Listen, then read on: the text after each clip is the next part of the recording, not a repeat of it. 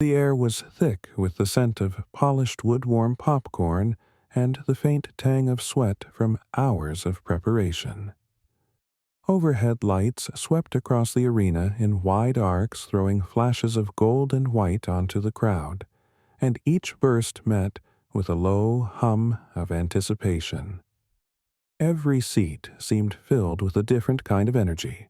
Clusters of young faces lit by the glow of their phones captured every moment, their voices rising with excitement as they posted updates to their followers. Scattered among them sat older men and women with quiet eyes, people who had seen the art of combat long before the internet ever cared their posture steady and knowing. It was a meeting of generations. Some came for the spectacle, others for the craft.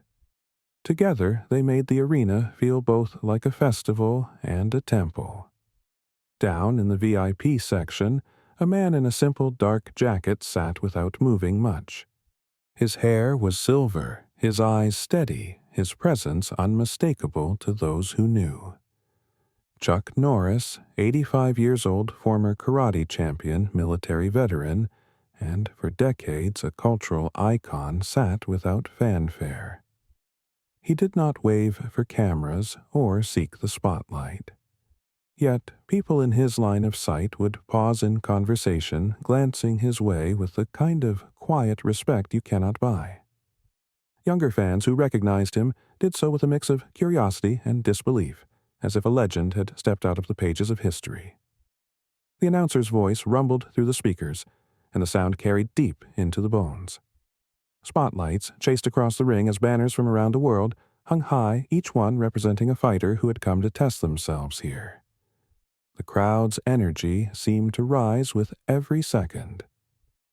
Some of the older martial artists in attendance leaned forward, their eyes narrowing, as they studied the ring, knowing that the showcase tonight was not just about winning.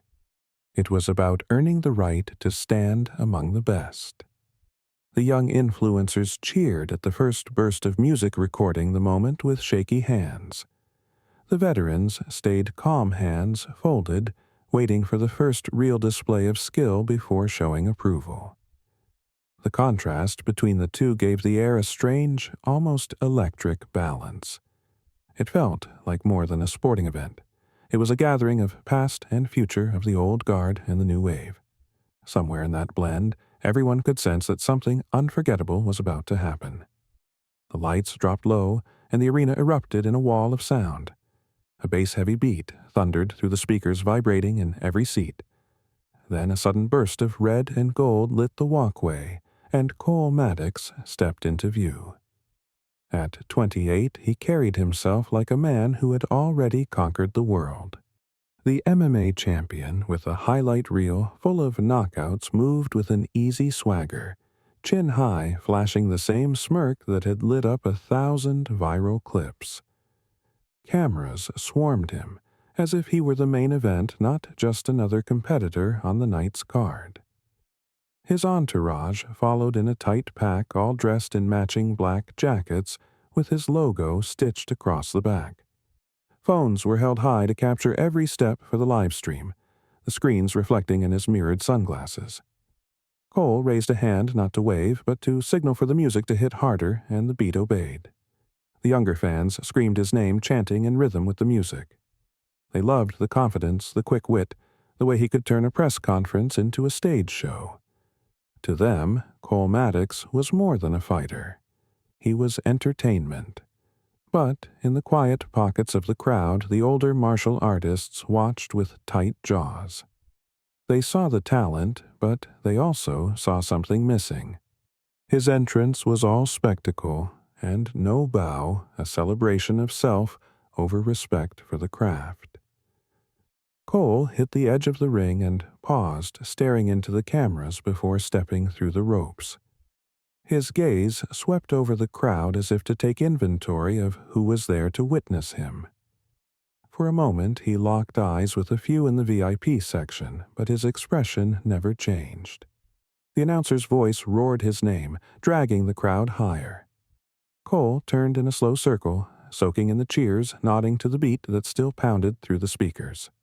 Every move was deliberate, built for replay clips that would flood social media before the first bell rang. Somewhere in the stands, a group of young fans shouted predictions of another knockout. The older ones stayed silent, their attention fixed not on the show but on the man behind it. They had seen fighters like him before, fighters who burned bright and fast. Cole adjusted his gloves and leaned against the ropes with the relaxed posture of someone who believed the outcome was already decided. The cameras closed in, and he gave them the grin that sold tickets. The noise of the crowd swelled again, but under it all a different kind of tension began to take root. It was the tension that comes when a fighter's skill is undeniable, but so is the shadow cast by his own pride.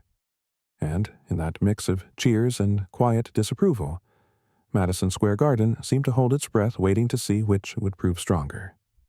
Hank Jackson stepped into the ring with a steady gait, the kind of walk that spoke of years in the fight game. At 45, he was built like the name on his record, broad-shouldered and solid, but there was no hiding that his best days were behind him. Still, the respect in the crowd was clear in the way they clapped and nodded as he bowed toward his opponent. Cole returned the bow, though quick and almost careless before raising his gloves for the cameras. For a moment it seemed they might trade a clean, respectful fight. The opening seconds proved otherwise. Cole's first strike was fast, a sharp jab that popped Hank's head back and drew cheers. He followed it with a spinning kick not because it was needed, but because it looked good under the lights. Hank steadied himself, trying to set his rhythm, but Cole kept him off balance with feints and quick footwork. What began as competition turned into a showcase. Cole threw his hands up after each landed strike, egging the crowd to get louder. When Hank tried to counter, Cole slipped the punch and tapped him on the cheek with a glove, smirking as if it were a schoolyard game.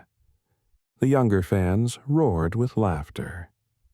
The veterans in the seats shifted uncomfortably. They knew Hank's skill was real, even if his timing had slowed. They also knew the code, and Cole was stepping outside it with every taunt. Midway through the round, Cole's power started to wear Hank down. A quick combination to the body folded him slightly, and a high kick clipped the side of his head. Hank gritted his teeth, pushing forward, but Cole met him with another spinning strike that sent him stumbling back toward the ropes. The crowd was on its feet, the music pounding again, feeding the moment. Cole didn't just want to win, he wanted to dominate.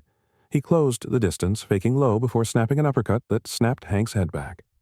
Hank dropped to one knee, gloves up, but Cole didn't back off. He stepped in with a final crushing elbow that sent Hank flat to the mat. It was clean enough to end the fight, but the extra force carried a sting that went beyond victory.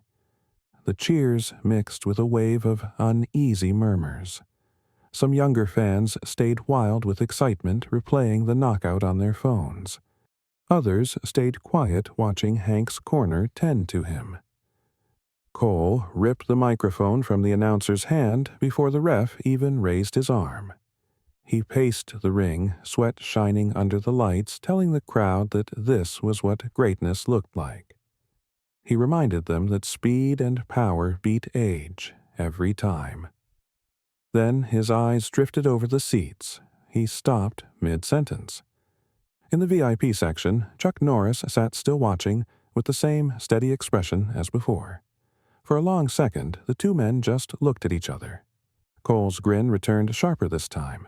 He leaned into the microphone and told the crowd that maybe it was time for some of the old legends to see how the game is played now. His words weren't aimed at anyone else. They were meant for Chuck. Cole tilted the microphone toward the VIP section, his eyes still locked on Chuck. His voice carried a playful edge, the kind that could be mistaken for a compliment until the words landed.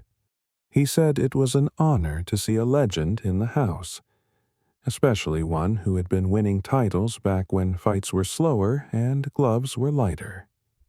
The younger fans burst into cheers, feeding off the confidence in his tone. Phones shot up again, eager to catch whatever he might say next. A few older heads in the crowd exchanged glances, the kind of look that said they had heard the barb beneath the smile. Cole kept pacing the ring, telling the crowd how far the sport had come. He talked about the speed, the strength, and the training it took to compete at the highest level now. He wondered aloud how someone from the old days might hold up against the best of today. The younger audience laughed and clapped, enjoying the show. The veterans and older fans stayed quiet, some leaning back in their seats with folded arms. Their silence spoke louder than any boo.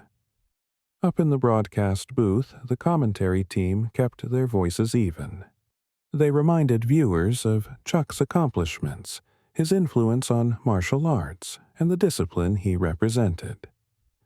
However, one of them added softly that respect is one tradition worth keeping no matter the era. Cole flashed another grin as he lowered the microphone. He told the crowd he was just having fun, but his eyes never softened. For the people watching closely, it was clear the words were meant to hit their mark. Chuck did not move, did not smile, did not flinch. He simply watched the calm in his face, making Cole's energy seem almost restless. And in that charged space between the two men, the arena's noise seemed to grow sharper, like everyone was waiting for the next move. Chuck stayed seated, his hands resting on his knees, eyes fixed on Cole with a calm that seemed unshakable. The noise in the arena swirled around him, but he didn't appear to hear it. Every small movement from Cole was met with the same steady gaze, the kind that made even the loudest man wonder if he had gone too far. Cole tried to keep the moment moving, telling the crowd he would be happy to give the legend a chance. Just one round, he said, and he would even go light so there would be no hard feelings. The younger fans laughed and shouted for it, thinking it was just part of the show.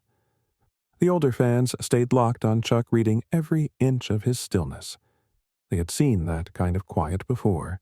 It was the kind that belonged to a man who didn't need to prove anything, but would step forward when the time was right. Somewhere off to the side, a voice started chanting Chuck's name. At first, it was just a handful of people, but the sound was easy to ignore under the rest of the noise. But it didn't fade. It grew. Row by row, the chant began to spread, pulling more and more of the crowd into its rhythm. Chuck's name rolled through the arena like a slow tide, not rushed but steady, gathering strength with every beat. Cole paused mid-sentence, glancing at the stands as if trying to gauge whether this was still under his control. He smiled again, but it looked tighter now, a little more forced. The spotlight felt different when the crowd's attention wasn't fully his. Chuck didn't stand. He didn't wave. He just kept looking at Cole with the same even expression. But the chant kept growing, and with it came a shift in the air, the kind of change you could feel in your chest before you even knew why. For the first time all night, Cole's words didn't seem to push the crowd higher. The noise belonged to someone else now, and it was clear to everyone in the building that the next move would not come from him. Chuck's hands pressed lightly against his knees, and then he rose. It was not a quick motion, but there was no hesitation in it. The sound in the arena collapsed in an instant, the chant breaking apart into a hush that seemed to hold its breath. He straightened to his full height, his frame lean but strong, the kind of strength that comes from a lifetime of discipline rather than a few months in the gym. His eyes stayed on Cole, and the space between them seemed to shrink even though neither man moved. Every camera in the building found him at once, but he didn't look at a single one. Cole blinked just once before his grin returned.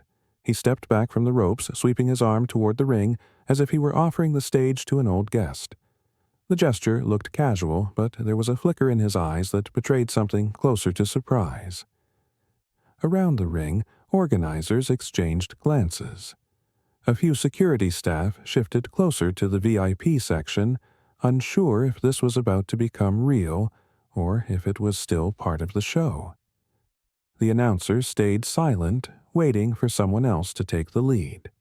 The referee stood near the ropes, his expression changing as Chuck's gaze found him. They had known each other for decades back when tournaments were smaller and every handshake meant something. For a moment, the noise of the arena seemed far away, and only that shared history filled the space. The referee gave a single slow nod. It wasn't a promise, but it was permission. And in the eyes of everyone watching, that was enough to turn the possibility into certainty. Cole stepped forward again, leaning on the top rope. He told Chuck there was no need to be nervous, that they could keep it friendly. His words drew laughter from the younger fans, but the older ones heard the thin edge of provocation in them. Chuck moved toward the barrier with the same unhurried pace he had used to stand. Every step seemed to wind the tension tighter. The crowd was no longer split between cheers and silence. Now, they were all leaning in, drawn toward whatever was about to happen. By the time Chuck reached the edge of the ring, everyone had already made a decision. The question was no longer if, it was when, and that when felt close enough to touch. Chuck stepped away from the VIP section with the kind of steady rhythm that drew the eyes of the entire arena. There was no rush in his stride, yet it carried a quiet authority that needed no announcement. Each step felt deliberate, as if he were walking through more than space, but through time itself. The cameras caught him from every angle, yet he never once acknowledged them. His focus was straight ahead toward the ring and the man waiting inside it. The crowd's noise rose and fell in waves, the sound thick with both anticipation and respect. Somewhere in the commentary booth, a voice began to fill in the blanks for the younger fans. They spoke of a man who had served in the Air Force before the world knew his name. How he learned to fight overseas, then returned home and built a career that defined what a champion could be. Older fans didn't need the reminders. They had seen the grainy footage of him winning karate titles, his crisp strikes and disciplined stance shaping the sport for years to come. For them, this was not nostalgia. It was recognition. As Chuck passed the first rows of seats, people reached out as if they could draw strength from the touch. He didn't break stride, but the slight nod he gave in return was enough to leave those hands hanging in the air a little longer. The man had always understood the value of presence. His posture never wavered. Shoulders square back, straight eyes level, it was the bearing of someone who had stood under lights before, not for entertainment, but for the test of skill and will. The same posture that had carried him through championship bouts and military drills alike. The path to the ring seemed to stretch longer than it should have, each footfall pulling the tension tighter. Even the younger fans who had cheered for Cole moments ago now watched with curiosity. They might not know the full story, but they could feel its weight in the air. The commentary kept pace with his steps. They told of the years he spent teaching discipline through his own schools, of how his influence stretched beyond the ring into film, television, and the cultural imagination. They reminded everyone listening that his legacy was not built on trash talk or flash, but on mastery and respect. Chuck reached the base of the ring and paused. His eyes scanned the ropes, then lifted to the face of the man inside. It wasn't a challenge. Not yet. It was an acknowledgement that the moment was real. The referee leaned slightly on the top rope, watching him with the faintest smile of someone who had seen this before and knew what it meant. The two men exchanged no words, but the history between them was thick enough to be felt by anyone close enough to see their faces. Chuck's hand found the middle rope, and he stepped up onto the apron with the ease of a man who had done it thousands of times. The arena shifted again, the sound deepening into something closer to reverence. Inside the ring, Cole still smiled, but his eyes followed every movement now. There was no mistaking the shift. This was no longer a game of taunts and showmanship. The man standing before him carried the weight of a lifetime, and everyone in the building could feel it. Chuck reached the ring steps and the referee moved toward him. For a moment they just stood there, hands resting on the ropes, eyes locked like two men who had spent a lifetime seeing the same fights from different angles. The noise of the crowd dimmed in that space, replaced by the weight of their shared years. The referee leaned closer, saying something low enough that only Chuck could hear. Whatever it was, it drew the faintest smile from him, not wide, but warm, in a way that spoke of trust. Chuck answered with only a few quiet words, and the older fans in the front rows could see it was all that needed to be said. He stepped up, brushing the ropes aside as he entered the ring. The jacket came off slowly folded over one arm before being handed to a waiting official. Underneath the frame was still solid, the lines of his shoulders and arms telling their own story of discipline, maintained long after the spotlight had faded. Cole shifted his weight from foot to foot, bouncing lightly, his eyes never leaving Chuck. His grin stayed in place, but his hands flexed inside the gloves and the bounce had a nervous edge now. The contrast between them was sharp. Chuck didn't take a stance. He stood still, his feet set comfortably apart, arms loose at his sides. There was no need to posture. His calm was its own statement. The referee glanced between them, his hand resting briefly on Chuck's arm before he moved back to the center. It was a small gesture, but it carried the tone of a man who understood exactly what was about to unfold. Cole tried to draw him in with a few words, something playful that drew scattered laughs from his side of the arena. Chuck didn't answer. His eyes stayed steady, fixed on Cole, the silence pressing heavier than any insult could. The crowd's restlessness grew the energy in the air vibrating with the anticipation of the first move. Yet, in the middle of it, Chuck's stillness anchored the moment, making it clear that the fight would begin on his terms, not anyone else's. It was the kind of calm that made even the loudest room lean in. And as the two men stood there, only a few feet apart, the storm everyone had been waiting for felt one breath away. Cole came forward, fast hands firing in quick combinations that snapped through the air. His footwork was sharp, each step driving him closer. His punches and kicks thrown with the confidence of a man used to breaking opponents early. The crowd roared at the speed, the blur of motion, the sheer force behind each strike. Chuck didn't answer with strikes of his own. He simply shifted his weight, letting Cole's first punch miss by an inch. A slight turn of the shoulder sent the next one sliding past. His feet moved only enough to keep the space balanced, never wasting a step.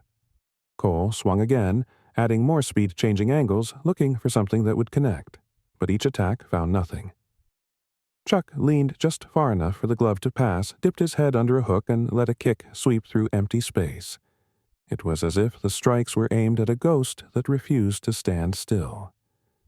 The younger fans shouted for Cole to keep pushing, still believing the breakthrough was coming. The older ones knew better. They saw the small shifts, the precise timing, the quiet way Chuck was turning every burst of offense into frustration. Cole's breathing grew heavier, his movements a little sharper as he tried to close the distance. Chuck stepped aside, letting him pass, then settled back into place without a sound. It looked so simple that it almost didn't seem real. A punch whistled past Chuck's cheek so close it could have brushed skin. He didn't blink. Instead, he turned slightly, his eyes never leaving Cole's face, as if to say he had seen that strike before it was even thrown. The crowd reacted with a low wave of awe. Cole tried to switch to kicks, his legs snapping high and low in rapid sequence. Chuck raised his foot just enough to check one, turned his hip to let another slide off harmlessly. Each time he reset without rush, still loose, still calm. The noise in the arena began to change. It wasn't just cheering now. It was murmurs, gasps, and the first hints of disbelief. Cole was attacking with everything he had, yet he couldn't touch the man in front of him. One more flurry came harder than the rest. Chuck leaned back, letting the punch pass, then stepped to the side, leaving Cole to stumble forward just a half step. The moment was small, but the shift in control was undeniable. Cole bounced on his toes, smiling wider, but there was tension in the set of his jaw. The crowd could feel it. This wasn't going the way he expected. And for the first time, the idea that speed and power might not be enough began to settle into the room. Cole came at him again, snapping out jabs and hooks, each one sharper than the last. His feet worked overtime, cutting angles, trying to find an opening that had to be there. Sweat rolled down his temples, but still every shot hit nothing but air. Chuck shifted just enough to stay clear. A turn of the hip here, a slide of the back foot there, his movements as quiet as breath. He looked less like a man avoiding punches and more like someone simply not choosing to be where the strikes landed. Cole's grin tightened into a line. He threw harder, his gloves popping loud in the empty space between them. The crowd's cheers began to fade into murmurs, the sound of people realizing something wasn't right. Chuck finally spoke. His voice was calm, almost conversational, yet it carried through the noise without effort. "You're fighting yourself." The words landed heavier than any punch could have. The older fans leaned forward, knowing the truth in them went beyond the ropes. They had lived long enough to understand that the hardest battles are the ones inside. Cole froze for half a second, his eyes narrowing. He laughed it off, shaking his head, but the laugh didn't reach his eyes. There was a flicker there, something unsettled, as if part of him understood exactly what had been said. The arena's energy shifted. The younger fans repeated the phrase to each other, some mocking it, others rolling it around like they were trying to taste its meaning. The older fans stayed silent, their faces marked with the kind of respect that can't be faked. Cole circled again, gloves high, but his rhythm was off now. The precision that had marked his earlier strikes was bleeding into bursts of frustration. Chuck's words had followed him every step of the way. Chuck didn't move to press the moment. He just stood there waiting, as if giving Cole the choice to keep chasing or to stop. That stillness made the space between them feel wider than ever, and the crowd could feel the gap growing. Cole lunged forward again, throwing a right hand that carried more force than anything he had thrown so far. His foot slammed into the mat, his weight behind the punch aiming to finally break through that wall of calm. But as his arm extended, Chuck's hand moved in a blur. It was not a block, not in the way most people would see it. His palm touched Cole's wrist, guiding the strike just a hair off its path. In the same motion, Chuck's other hand flicked forward, two knuckles finding a small opening under Cole's ribs. The contact was light, almost casual. There was no thud, no dramatic recoil. Yet Cole's step faltered his balance, tipping just enough for the crowd to see something had shifted. The commentary came alive, voices low but sharp. They spoke about the economy of motion and how the shortest path between 2 points can carry the most impact when placed with perfect timing. They reminded the younger viewers that martial arts is not about who can hit the hardest, but who can hit at exactly the right moment. Cole stepped back, blinking his glove touching his side as if to check what had happened. There was no injury, no pain that would stop him. But the interruption had landed somewhere deeper. His rhythm was broken. The crowd's sound began to change. The wild, chaotic cheers softened into something steadier. There was still excitement, but now it carried an undercurrent of respect, the kind reserved for seeing something rare. Chuck stayed where he was, with his arms still loose and his face unchanged. He didn't follow up, didn't press an advantage. It was clear the strike wasn't meant to win the round. It was meant to say something. Cole shook his head, forcing a smile as if to shake off the moment. But the look in his eyes gave him away. He had been touched without being hurt, stopped without being trapped. That was a different kind of power, one he hadn't planned for. The commentary kept the tone steady, explaining that what they had just seen was timing so precise that it could not be taught in a single lesson. It was the kind of skill that only comes after years of repetition refinement and a deep understanding of an opponent's movement. Around the arena, even those who had been shouting for Cole began to nod. Some of them still cheered for him, but their voices carried a new weight now, as if they were watching something more than just a contest. Chuck remained in the center of his space, breathing evenly, eyes fixed on Cole. The fight wasn't over, but the message had already been sent, and, judging by the way the crowd had fallen into that quiet, respectful hum, they all knew it. Cole's smirk had faded into something closer to focus. His shoulders squared, his steps tightened, and the playful bounce was gone from his movement. He came forward now with clean, deliberate strikes testing angles instead of flashing for the cameras. Chuck met him without changing expression. His movements stayed small still, conserving energy, still letting Cole dictate the first beat of each exchange. But there was a shift in the way he responded, guiding each attack toward a dead end before letting Cole reset. The punches came straighter now, the kicks sharper, each one followed by a quick recovery instead of an exaggerated pose. Cole's breathing evened out as he stopped chasing the knockout and started thinking about how to get there.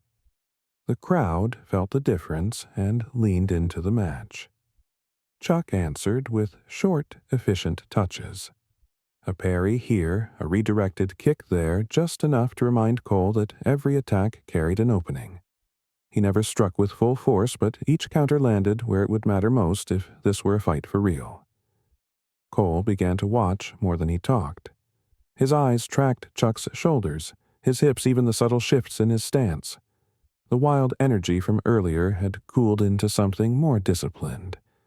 The exchanges grew faster but cleaner, a rhythm building between them. Chuck let Cole set the tempo, then nudged it higher, almost like a teacher pushing a student without saying a word. The crowd could see it even if they couldn't name it. The commentary team picked up on the change. They spoke about how Cole's offense was losing its waist and how he was beginning to work with precision instead of speed alone. They noted how Chuck was shaping the fight without appearing to take control. A few of the younger fans who had been shouting for showmanship started applauding the smaller moments. A well-timed slip, a clean counter, a faint smile from Cole when he recognized he'd been caught. Chuck kept the pressure light but constant, never letting the pace fall back into chaos. It was as if he were offering Cole a narrow path forward, one that required more thought than force. By the end of the round, the air in the arena had changed. It wasn't a clash of ego anymore. It was something closer to a real match. A meeting of skill where both men were playing a part in building it. And, in that shift, a quiet understanding began to take root. Cole circled with renewed intensity, his eyes scanning for a moment to break through.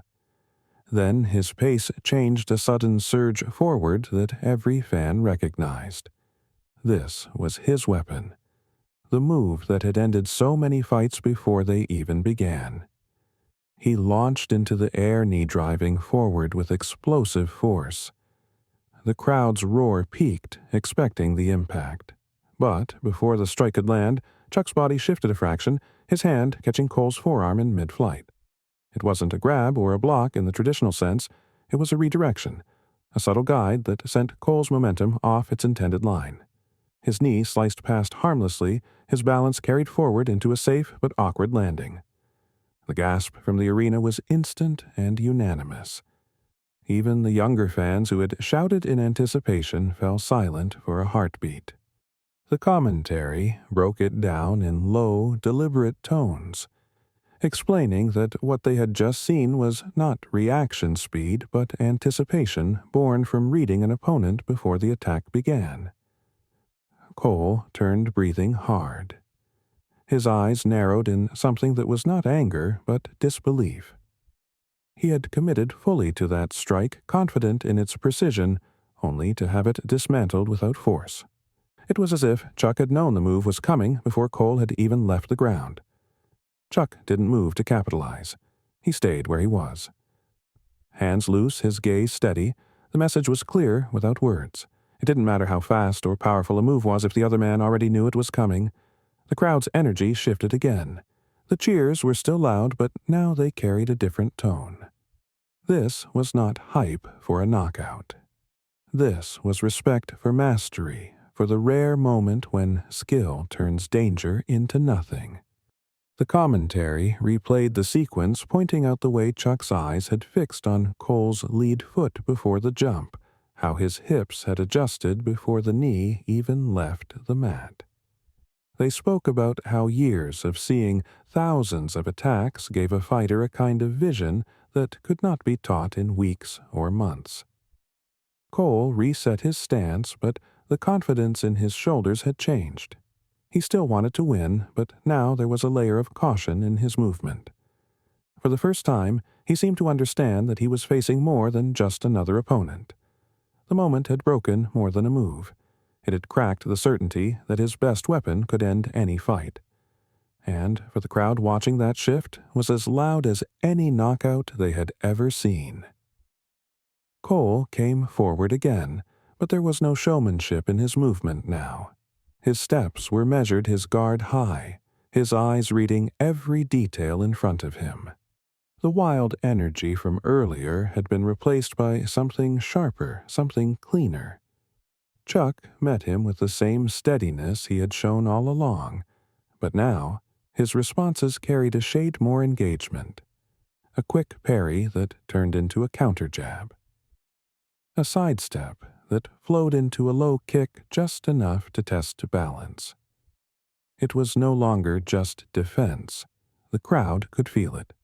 This wasn't about dominance anymore. It was about two fighters speaking the same language without a single word, trading ideas through motion testing and answering in equal measure. Cole adjusted mid-combination, drawing back from a counter and returning with a strike that forced Chuck to angle away. The exchange ended with a brief pause, both men nodding slightly, as if they agreed on what had just happened. It was unspoken respect given and received in the same breath. The commentary team kept their voices calm, describing the precision at work. They pointed out how both men were cutting wasted movement, how every feint now had a purpose. It was the kind of fight that drew the older fans in close, while younger fans began to notice the beauty in efficiency. Chuck's counters grew a touch faster, meeting Cole's adjustments with his own. A checked kick became an opening for a short punch. A slipped hook led into a palm strike that stopped just shy of contact. He was giving Cole more, but never more than necessary. Cole's breathing was steady now, his strikes deliberate and without excess force. His eyes stayed locked on Chuck's center, searching for opportunities, but never rushing. It was the kind of focus that made the crowd's noise fade into background hum. Every exchange was like a line in a conversation. One attack was a question. The defense was an answer. Sometimes the reply was short. Sometimes it carried a counterpoint that made the other fighter pause and think before moving again. The space between them had shifted. It was no longer charged with tension or ego. It was balanced, a place where two different eras were meeting in a way that neither had fully expected when the night began. As the round neared its end, there was no clear winner to the casual eye. But to those who understood, the victory was already in progress. The fight had become something rarer than a highlight reel. It had become a dialogue worth listening to until the very last second. Cole stepped in with a clean right cross, the kind of strike he had been working toward since the first bell. His timing was good, his distance perfect, but just as the punch extended, Chuck moved. It was a small shift, barely more than a breath, and his open palm met Cole's chest square in the center. The strike wasn't hard. It didn't send Cole stumbling or gasping for air, but it stopped him cold. his forward motion ending as if the floor itself had risen up to meet him. For a moment, neither man moved. Cole's gloves hung still, his breathing loud in his own ears. He could feel the exact point of contact, not as pain but as a kind of stillness that spread through his body. Chuck's hand dropped back to his side, his eyes steady, his breathing unchanged. There was no follow-up, no attempt to push the moment into dominance. He had simply chosen the perfect instant to say enough. The arena went quiet without anyone telling it to. The chants, the cheers, even the murmurs died into a single shared pause. It was as if everyone in the room had recognized they had just seen something more important than a fight. Cole straightened slowly, his chest still feeling the echo of the touch. In that second, he understood. This was never about knocking him down. It was about showing him where he stood. His breathing slowed, matching the calm in front of him. The rush of adrenaline that had been driving him since the start drained away, leaving something else in its place. It felt like clarity. The commentary team barely spoke. Their words were quiet and respectful. They said it was timing control and mastery, but those watching closely knew it was also something harder to define. It was a lesson given without malice. Cole's eyes stayed on Chuck's, and for the first time all night, there was no trace of challenge in them. Only recognition. He had come here thinking the crowd's approval was the prize. Now, he saw that the real prize was standing right in front of him. Chuck gave a small nod, almost imperceptible, then stepped back. He had made his point. What happened next was up to Cole. The crowd didn't erupt back into noise right away. They lingered in that quiet, holding on to the stillness as if it might give them more time to process what they had seen. Cole lowered his gloves. He didn't bow, not yet, but the way he carried himself had changed. The fight might not be over in the technical sense, but in every way that mattered, the lesson was complete. And in that moment, the challenger who had walked into the ring was gone. In his place stood a student. Cole stood still for a long moment, gloves at his sides, the noise of the crowd still soft in the background. Then he took one slow step forward, eyes never leaving Chuck's. The movement was deliberate, his head lowering, his back bending until his bow was deep and unhurried. The crowd reacted in a wave, some gasping, others beginning to clap before the moment was even complete. It wasn't the quick nod of sportsmanship. It was a bow of respect, the kind that carried weight and history. The younger fans might not have seen it before, but the older ones knew exactly what it meant. Chuck's eyes softened just enough for those closest to see. He straightened his stance, then returned the bow with the same depth. It was not theatrical. It was simply right. The arena swelled with applause, not the wild cheers of a knockout, but the long, steady sound of people standing for something they understood mattered. Phones were up everywhere, but even those recording seemed quieter, unwilling to break the tone of the moment. Cole rose slowly, his expression calmer than at any point in the night. There was no smile, no wink to the cameras, only a quiet breath as if something heavy had been set down. He knew this moment was not about him alone. Chuck stepped back, turning toward the ropes without a flourish. He didn't raise his arms or wave to the crowd. He simply exited the ring the same way he had entered, steady and sure, leaving the focus where it belonged. The referee stepped aside for him, a hand briefly touching his arm as he passed. It was a gesture of old friendship, of understanding, without the need for words. Chuck gave the faintest nod in return. The applause followed him all the way down the steps and along the walkway. It didn't fade. If anything, it deepened, rolling through the arena in a way that felt more like a tribute than a celebration. Cole stood alone in the ring, watching him go. There was no bitterness, only a sense that something important had just ended, and something new had begun. The crowd seemed to feel it too, holding on to the moment even after Chuck disappeared from sight. And, as the noise finally began to settle, it was clear that the night had not been about victory or defeat. It had been about honor, humility, and the passing of something that could not be taken by force. It could only be given. The morning air was cool, the kind that carried the faint smell of dew and fresh grass. Chuck sat on a worn park bench watching the sun push through the trees. The referee approached with 2 paper cups of coffee. His steps slow, a smile already on his face. They didn't start with the fight. Old friends rarely needed to rush to the point. Instead, they spoke about the weather, about the quiet, and about how good it felt to be away from the lights. Eventually, the referee leaned back and said the whole world had seen it by now. Clips of the bow, the counter to the chest, and the stillness in the ring. Martial arts schools across the country were sharing it with their students, calling it a lesson in respect and control. Chuck took a slow sip of coffee, his eyes on a pair of kids practicing kicks near the playground. He said it was never about putting someone down. It was about showing them a different way to stand.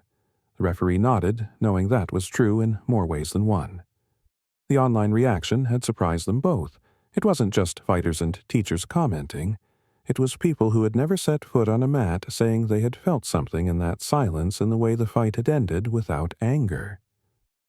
Chuck said maybe that was the point. The real lessons in martial arts were never meant to stay in the ring. They were meant to find their way into how a person lived. The referee laughed quietly, saying that Cole had probably learned more in 10 minutes than in his last 10 fights.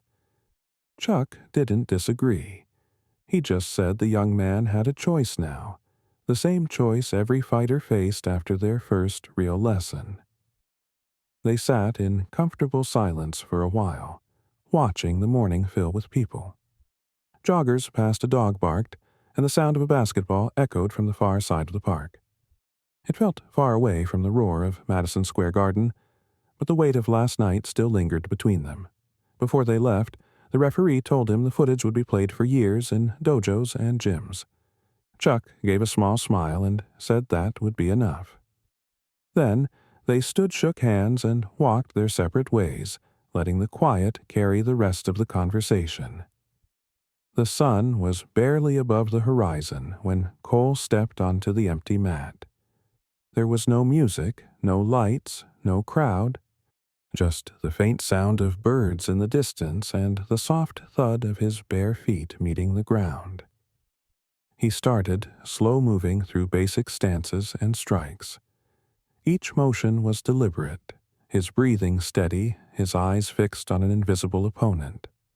There was no rush to the sequence, no wasted motion, only the quiet repetition of fundamentals. The confidence in his body was still there, but it was different now. It came from focus, not from performance. Every strike returned to guard, every step ended in balance. After a few minutes, he set his phone on the edge of the mat. No angles, no filters, no music overlay, just a short recording of him working the same simple form over and over until it felt right. When he finished, he didn't look into the camera or offer a speech. He typed 3 short words into the caption. Day 1. Respect the art. The post went live without fanfare, but within minutes the comments began. Some were surprised. Others said they had been waiting for this. A few older martial artists welcomed him like a student stepping through the dojo door for the first time. Cole read none of them right away.